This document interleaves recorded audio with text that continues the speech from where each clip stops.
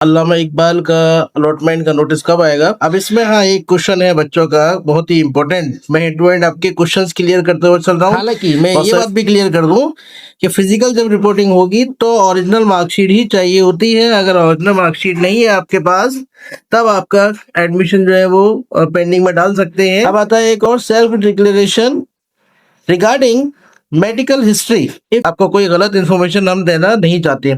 एक बच्चे का सवाल था कि सर आधार कार्ड मेरे पास नहीं है तो मैं क्या करूं। दे देता हूं कि मार्कशीट बहुत से बच्चों की नहीं आई हुई है अभी, तो वो लोग अपनी डिजी लॉकर वाली मार्कशीट जो है। अस्सलाम वालेकुम बच्चों, जिस चीज़ का सबसे ज़्यादा बेसब्री से इंतज़ार था बॉयज़ को कि हमारा अल्लामा इकबाल का अलॉटमेंट का नोटिस कब आएगा, तो देखिए वो आ चुका है।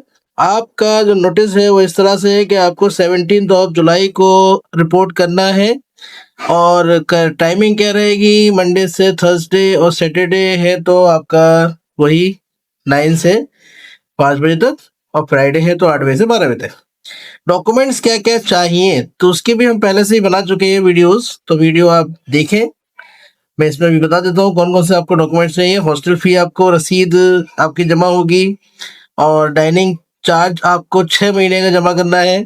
फोटोकॉपी एमयू एडमिशन कार्ड की, फोटोकॉपी स्कूल की फी रिसिप्ट और मार्कशीट की 10th की फोटोकॉपी चाहिए आपकी।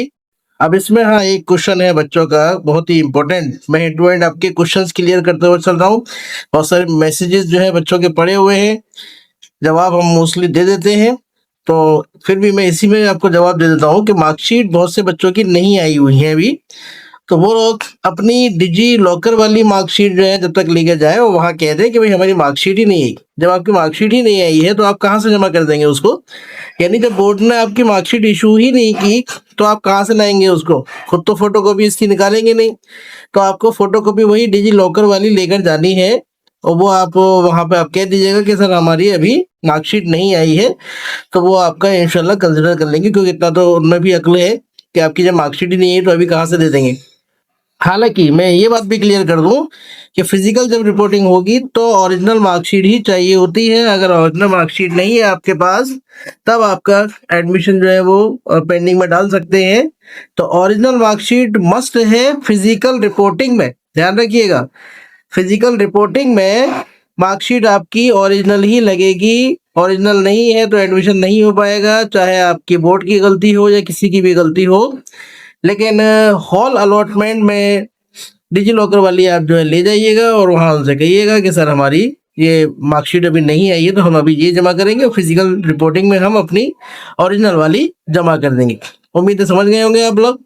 अब आता है स्टूडेंट का फोटोग्राफ, 4 फोटो लगने हैं आपके, और लिफाफे वगैरह जो हम पहले ही बता चुके हैं। लेकिन यहाँ पे स्टैंप जो है वो हमने वीडियोस में बताया था पिछली वाली क्या होते हैं स्टैंप, वो आप वीडियो देख लीजिएगा। 56 रुपए का लगना है स्टैंप। यहाँ पे 3 लिफाफे मांगे जा रहे हैं तो 3 अपने लिफाफे ले लीजिएगा। एक पासपोर्ट साइज फोटोग्राफ आपको लगाना है पेरेंट्स का और लोकल गार्जियन का।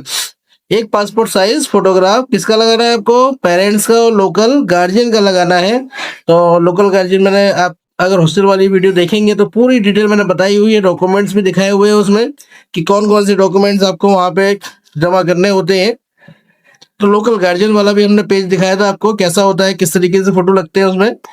तो अगर किसी का लोकल गार्जियन नहीं है तो आप मुझे व्हाट्सअप कर लीजिएगा, मैसेज कर लीजिएगा, तो फिर मैं आपको बता दूंगा उसका रास्ता क्या है। ठीक है ना। अभी इस वीडियो में हम डायरेक्टली आपको नहीं बता सकते, अनऑफिशियली बता देंगे कि क्या करना है।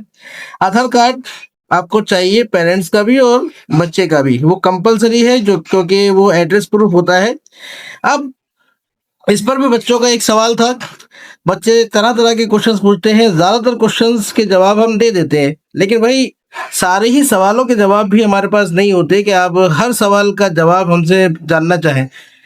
95 से 99% तक सवालों के जवाब हम दे रहे हैं।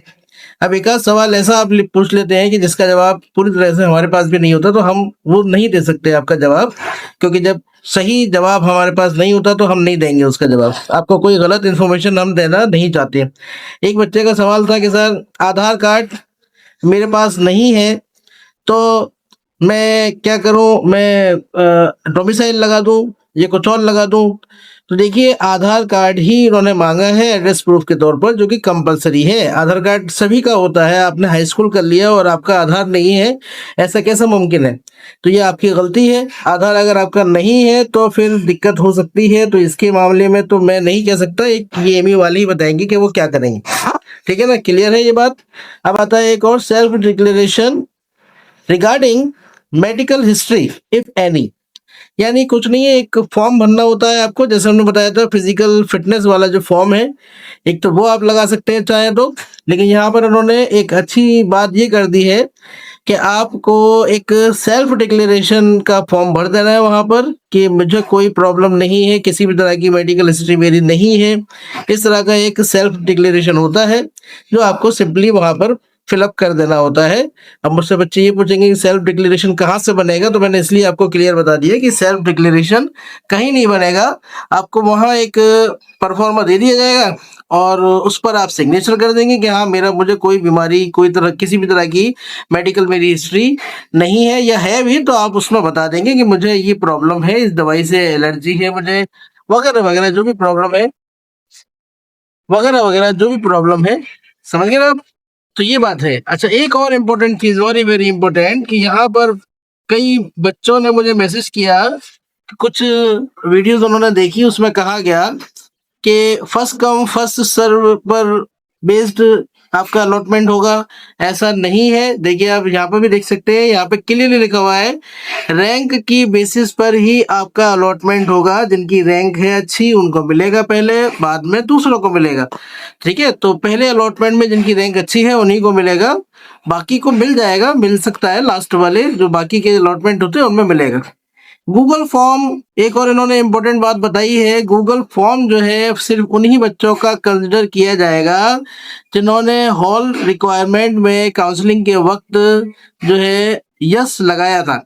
यानी आपने काउंसलिंग की होगी और काउंसलिंग में आपने अगर यस किया है वहाँ पर हॉस्टल रिक्वायरमेंट में, तब तो आपको ये हॉस्टल देंगे, अदरवाइज आपको नहीं देंगे। ये बड़ी इंपॉर्टेंट चीज़ है जो इन्होंने क्लियर कर दी है कि गूगल फॉर्म अगर सभी ने भर दिया जिन्होंने यस लगाया था या नहीं लगाया था यस, तो सबको कंसिडर नहीं किया जाएगा। गूगल फॉर्म तो कोई भी भर सकता है, बस जिन्होंने काउंसलिंग के वक्त यस करा था हॉल पर, हॉल रिक्वायरमेंट पर, तो उनको ये कंसिडर करेंगे अलॉटमेंट में। बाद में वो बात अलग है कि बाद में अलॉटमेंट जब हो तो उसमें हो सकता है वो आपको छूट दे दें, लेकिन अभी फिलहाल उन्होंने साफ साफ क्लियर कर दिया है कि आप जिन्होंने काउंसलिंग के वक्त जो है यस लगाया था हॉल रिक्वायरमेंट में, सिर्फ उन्हीं को हम हॉस्टल देने वाले हैं, क्योंकि हॉस्टल जो है लिमिटेड होते हैं, रूम्स जो होते हैं। तो मैंने उम्मीद है पूरी पूरी बातें क्लियर कर दी हैं इस नोटिस की। तो इंशाल्लाह बात समझ में आ गई होगी। ज़्यादा से ज़्यादा बच्चों में इस वीडियो को शेयर कर दें, चैनल को सब्सक्राइब करें अगर नहीं है तो हमें याद रखें। अल्लाह हाफिज़।